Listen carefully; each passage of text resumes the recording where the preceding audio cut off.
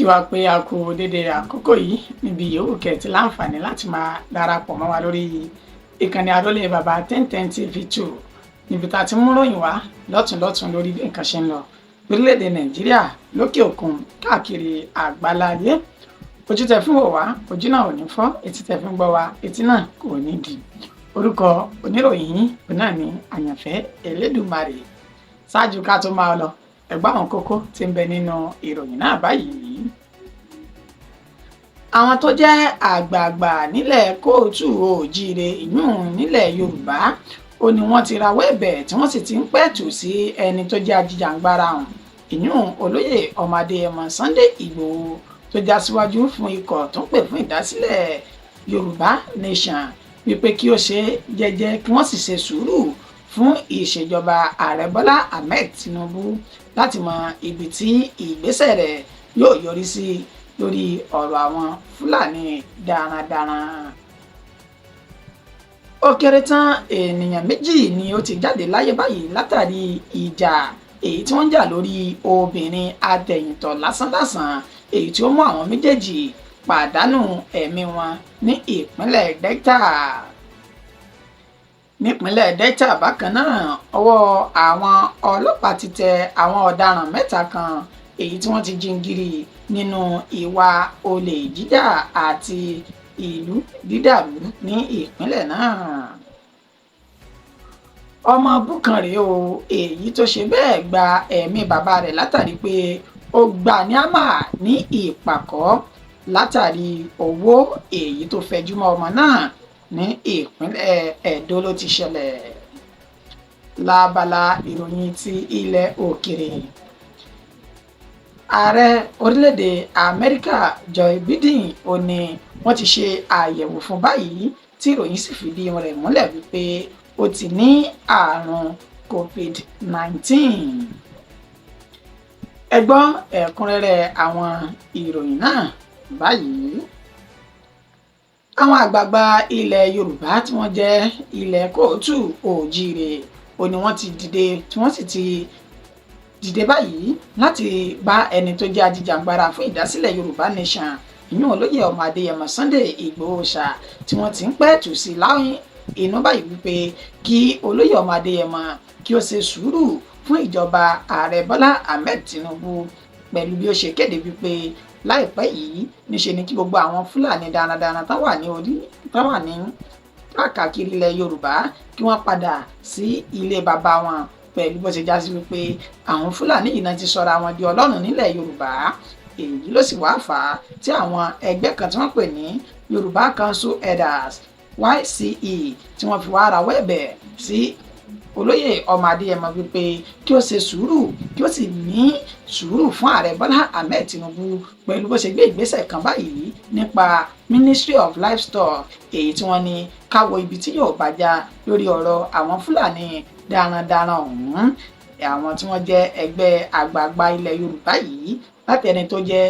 látẹnu ẹni tó jẹ́ akọ̀wé àgbà ẹgbẹ́ náà ìyún olóyè Ọládìpọ̀ Oyèwọlé ó ní ó sọ èyí di mímọ̀ lásìkò tó ń bá àwọn oníròyìn ikọ̀ ti Vanguard sọ̀rọ̀ ní àná òde yìí tí ń ṣe ọjọ́ 17 oṣù keje ní ọdún tá a wà yìí níbi tó ti ṣe ní àlàyé wípé ìgbésẹ̀ tí olóyè ọmọ Adéyẹmọ Sunday Ìgbòho tó ń gbé ó ní ó dáa ṣùgbọ́n ó sì yẹ ká tún ṣe sùúrù pẹ̀lú bí ààrẹ Bọ́lá Ahmed Tinubu ṣe ń gbìyànjú láti ti ọwọ́ àwọn Fúlàní darandaran náà bọ aṣọ èyí tó sọ wípé òun nígbàgbọ́ pé èso rere ó ní yóò so láìpẹ́ yìí. Ó ní kí Sunday Ìgbòho ṣe sùúrù lórí bí ó ṣe sọ wípé òun fẹ́ lé àwọn Fúlàní darandaran kúrò ní ilẹ̀ Yorùbá káàkiri àwọn ìpínlẹ̀ tó jẹ́ ti Yorùbá náà. Ó ní tí ààrẹ Bọ́lá Ahmed Tinubu ò bá wá ṣe nǹkan kan tó ní ìtumọ̀ níṣe ni àwọn yóò jọ ní àpérò lórí ọ̀nà tá à ń gbà tá a fi yọwọ́ àwọn Fúlàní burúkú yìí kúrò ní ilẹ̀ kóòtù òjíire. Tí ẹ bá gbàgbé olóyè ọmọ Adéyẹmọ Sunday Ìgbòho ó ní ó sọ ọ̀rọ̀ yìí síta níbi ọjọ́ mélòó kan sẹ́yìn báyìí tó sì ti di awuyewuye èyí tó sì ti fa ìbẹ̀rù àti ìbojo fún gbogbo àwọn Fúlàní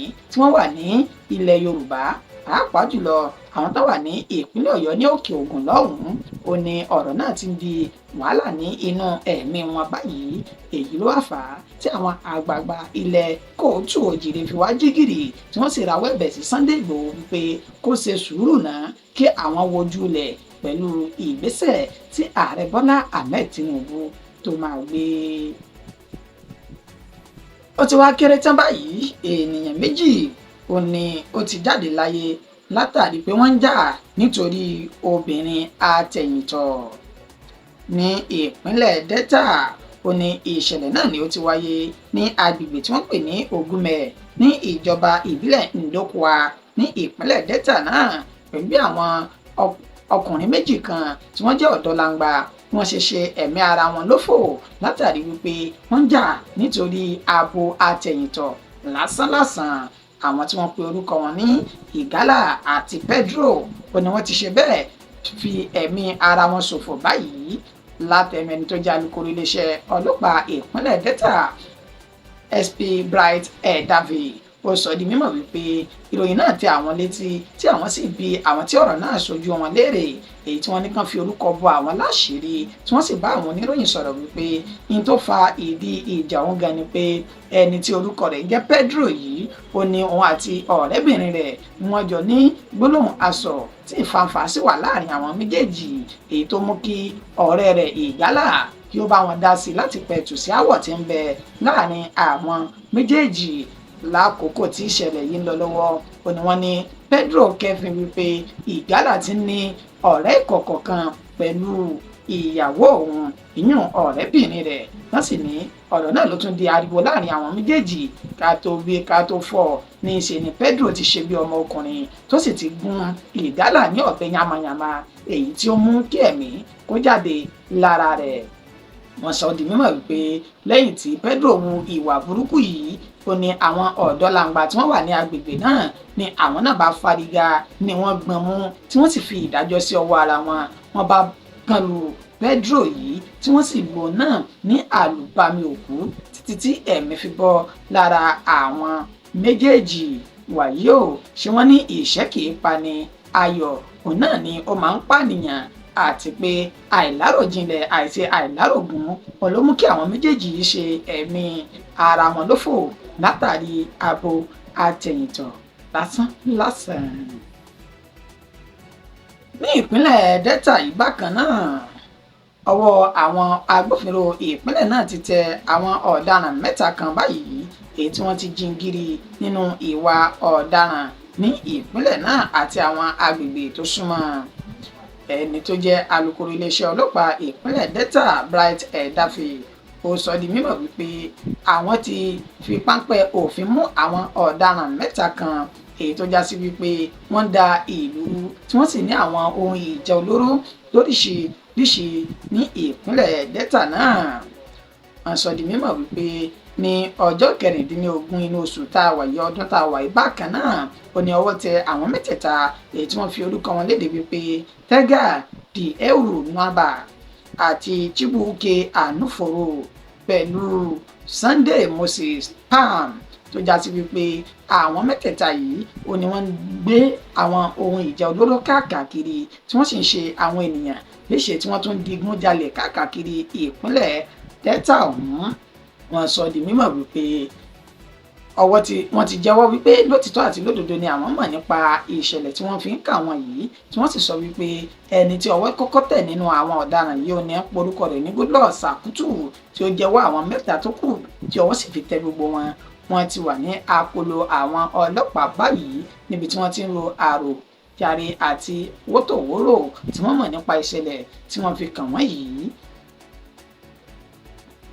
Èdùmàrè kó mọ̀ fún wa ní ọmọ pàpàǹlági àti ọmọ burúkú kó mọ̀ fún wa bí ni o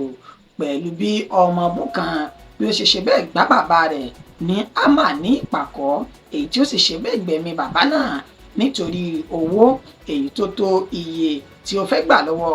bàbá rẹ̀ ọ̀hún. Ọmọ ọdún 17 kan tí orúkọ rẹ̀ ń jẹ́ Arthur Angel ó ti ṣe bẹ́ẹ̀ gbẹ̀mí bàbá rẹ̀ tó jẹ́ ẹni ọdún 70 lókè pẹ̀ tí orúkọ tẹ̀ ń jẹ́ Arthur Judah ní ìpínlẹ̀ Edo. ẹni tó jẹ́ alukoro àjọ iléeṣẹ́ ọlọ́pàá ìpínlẹ̀ Edo Chidi Nwabuzo wọn ló fi ìdí ìṣẹ̀lẹ̀ náà múlẹ̀ wípé ní ọjọ́ 15 nínú oṣù keje tá a wà yìí ní agbègbè Ugboha ó ní ìṣẹ̀lẹ̀ náà ni ó ti ṣẹlẹ̀ pẹ̀lú bí ọmọ ọdún 17 ọ̀hún bó ṣe bẹ́ẹ̀ gbẹ̀mí bàbá rẹ̀. Ó sọ di mímọ̀ wípé ìwádìí àwọn ló fi ìdí ìṣẹ̀lẹ̀ náà múlẹ̀ pẹ̀lú bí ọmọ ọdún 17 náà bí ó ṣe sáré wá sí iléeṣẹ́ ọlọ́pàá tó wà ní Ìgbòhà ní ìpínlẹ̀ Edo náà tí ó sì sọ wípé òun rí òkú kan ní ẹ̀yìnkùlé ilé bàbá òun èyí tí wọ́n ti sin sínú kòtò gìrìwò kan tó wà níbẹ̀. Ó ní kété tó mú ẹjọ́ yìí wá ní òun yan àwọn ọlọ́pàá kan láti lọ ṣe àbẹ̀wò sí i. Nígbà tí wọ́n débẹ̀ wọ́n ní wọ́n rí òkú bàbá rẹ̀ náà nínú kòtò tó gbé sí tí wọ́n sì gbé òkú náà jáde èyí tí wọ́n lọ gbé sí mọ́ṣúárì. Wọ́n sọ di mímọ̀ wípé lásìkò tí àwọn ń ṣe àyẹ̀wò òkú náà finifini ó ní wọ́n rí ojú àpá kan níbi àtàrí rẹ̀ èyí tí wọ́n ní ibẹ̀ ni ó ti ṣá ní àmà lágbárí tí ẹ̀jẹ̀ sì fi tú jáde títí tí ẹ̀mí fi bọ́ ní ara rẹ̀. Lẹ́yìn tí wọ́n ṣe ìwádìí wọn tán ó ní wọ́n sọ di mímọ̀ wípé ìwádìí fi hàn wípé ọ̀daràn ọmọ ọdún 17 ọ̀hún Atol Angel ó ní ló ti ń dúnkokò mọ́ bàbá rẹ̀ láti ọjọ́ tó ti pẹ́ wípé owó tí ó fẹ́ gbà yìí tí ó bá ti gbà á tí ò fún òun níbẹ̀ níṣe ni òun yóò gbẹ̀mí bàbá náà ní agbègbè Ugboha ní ìjọba ìbílẹ̀ Ẹ̀sán South West. Ó ní ìṣẹ̀lẹ̀ náà ni ó ti ṣẹlẹ̀ tí wọ́n ń gbé wọ́n sì ní àkókò tí bàbá rẹ̀ ń sùn lọ́wọ́ ó ní ó sì mú hámà tí ó sá mọ́ bàbá rẹ̀ náà lágbárí látàrí pé ó ní òun ti mọ̀ pé owó náà ó ti wọnú àsùnwọ̀n bàbá rẹ̀ tí ó sì tún wá padà lọ pe àwọn ọlọ́pàá. Wàyí o alukoro iléeṣẹ́ ọlọ́pàá ìpínlẹ̀ Edo ní ìwádìí àwọn tí ń lọ báyìí o pẹ̀lú bó ṣe já sí pé láìpẹ́ àwọn yóò dojú rẹ̀ kọ ilé ẹjọ́ lórí ẹ̀sùn ìpànìyàn. Ẹ jẹ́ àtàkọ́sọ́ bọ́ sí abala ìròyìn ilẹ̀ òkèèrè báyìí. Ní orílẹ̀-èdè Amẹ́ríkà ẹni tó jẹ́ ààrẹ orílẹ̀-èdè náà èyí Joe Biden ó ní ó ti ṣe bẹ́ẹ̀ di ẹni tí wọ́n ṣe àyẹ̀wò fún tí ìdí àyẹ̀wò wọn sì fi múlẹ̀ wípé ó ti ní àrùn COVID-19 lára. Gẹ́gẹ́ bí tẹlifíṣàn CNN bó ṣe sọ di mímọ̀ lánàá òde yìí tí ń ṣe ọjọ́ 17 oṣù tá a wà yìí wọ́n ní ó yẹ kí ààrẹ orílẹ̀-èdè Amẹ́ríkà Joe Biden náà kó wà ní ibi ìjókòó àpérò tó wáyé lánàá ní Las Vegas níbi tí àwọn àgbààgbà yàn àti olóṣèlú tí wọ́n ti wà níbẹ̀. Ẹni tó jẹ́ CEO Unidos US tí orúkọ tiẹ̀ ń jẹ́ Janet Mukwa ó ní ó sọ di mímọ̀ lásìkò tí ó ń bá àwọn ènìyàn tí wọ́n wà níbi àpérò náà sọ̀rọ̀ wípé ó yẹ kí ààrẹ orílẹ̀-èdè Amẹ́ríkà Joe Biden náà kí ó wà pẹ̀lú àwọn ṣùgbọ́n níbi ìtàkùrọ̀sọ táwọn jọ ní lórí ẹ̀rọ ìbánisọ̀rọ̀ ó ní ó ti sọ di mímọ̀ wípé wọ́n ṣe àyẹ̀wò fún òun o tí ìdí àyẹ̀wò náà sì fi múlẹ̀ wípé òun ti ní àrùn COVID-19 náà. Ìròyìn wa kò ní jù báyìí lọ fún ti àkókò yìí. Gbogbo ẹ̀yin tí ẹ fìfẹ́ bá wa wò a kí yín pé ẹ ṣé ẹ má gbàgbé láti bá a subscribe sórí ìkànnì yìí kẹ́ lè máa rí wa wò ní òòrèkóòrè títí di àkókò tá a tún máa mú ìròyìn míì àti ètò míì wá fún wa lórí ìkànnì yìí. Orúkọ tèmi kò yí padà, àyànfẹ́ Elédùmarè yín náà ni o. A kú òjúmọ́ lẹ́ẹ̀kan sí i.